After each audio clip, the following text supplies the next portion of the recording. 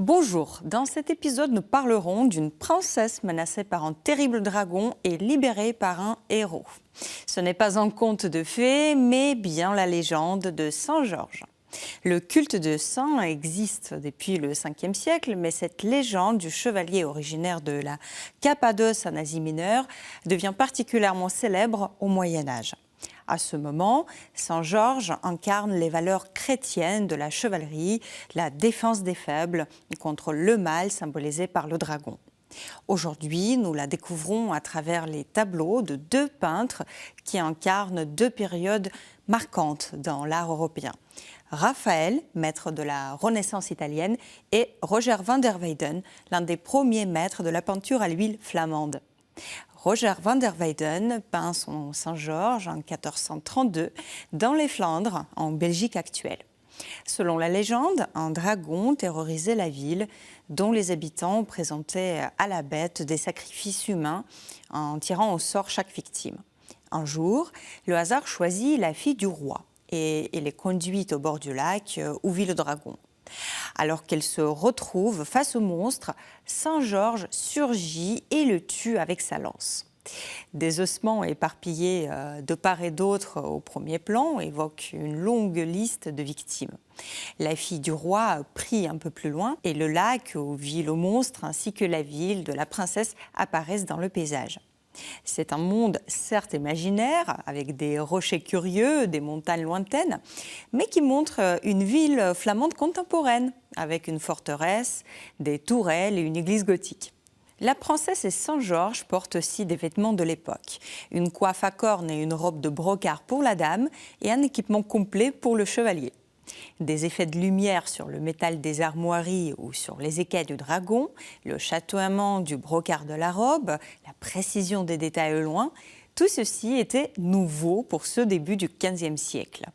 Avant, les couleurs utilisées par les artistes étaient plus ternes et moins subtiles, car la peinture était principalement à base de colle de poisson ou de jaune d'œuf. Les choses changent quand les peintres flamands commencent à mélanger les pigments avec de l'huile. Et Roger van der Weyden est parmi les premiers à utiliser cette technique.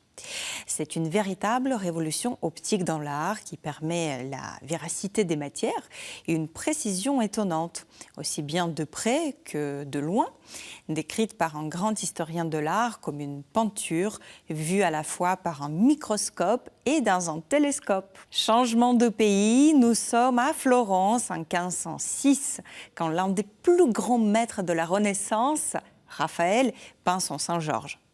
À première vue, la mise en scène est similaire. Le saint à cheval combat le dragon devant un paysage et la princesse prie un peu plus loin. Ce qui change, c'est le degré de réalisme et l'harmonie globale de l'image. On considère souvent que l'art de Raphaël représente le sommet de la Renaissance en Italie, où les peintres s'intéressent à la représentation de l'espace et à la troisième dimension que les Flamands maîtrisent moins bien. Chez Roger van der Weyden, la ligne d'horizon est placée très haut et donne l'impression de regarder le paysage d'un point de vue élevé. Pourtant, les personnages sont placés au niveau du spectateur, ce qui défie les lois de la nature, tout comme le fait de pouvoir scruter les moindres détails de la ville au loin va à l'encontre de la capacité de l'œil humain. Chez Raphaël, la ligne d'horizon se trouve en accord avec la position du spectateur. Le paysage au fond du tableau est moins net que la nature au premier plan. Cela souligne efficacement la profondeur. Cependant, la véritable prouesse se trouve dans la représentation du saint sur son cheval.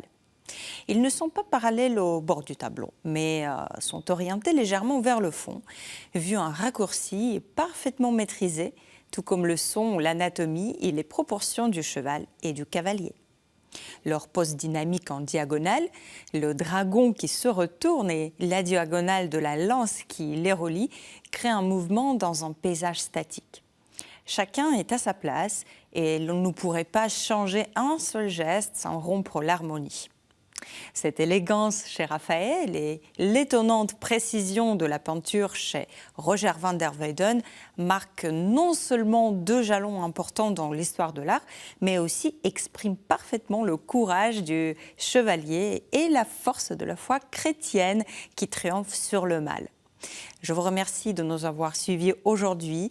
N'hésitez pas à partager cette émission à partir du site ktotv.com ou à partir des réseaux sociaux et je vous retrouve la semaine prochaine.